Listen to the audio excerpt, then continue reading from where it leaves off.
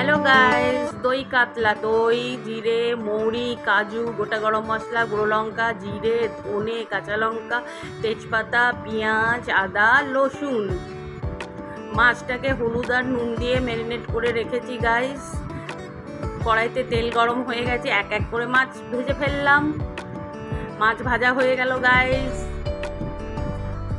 এবার গোটা যত মশলা সবগুলোকে বেটে ফেলবো এক এক করে। বাটা হয়ে যাওয়ার পরে কড়ার মধ্যে গরম মশলা দিয়ে বাটা মশলাগুলোকে ফেলে দিব। তারপরে এক এক করে গুঁড়ো মশলাগুলোকে দেব। কালারের জন্য কাশ্মীরি রেড চিলি পাউডার দেব, নুন দিব, নাড়াচাড়া করব, দই দিব। দই দিয়ে ভালো করে নাড়াচাড়া করে কষিয়ে সামান্য জল দিয়ে ফুটতে দিব। ফুটে গেলে এক এক করে মাছগুলো ওর মধ্যে ছেড়ে দিবেন। এবার দই কাতলা রেডি।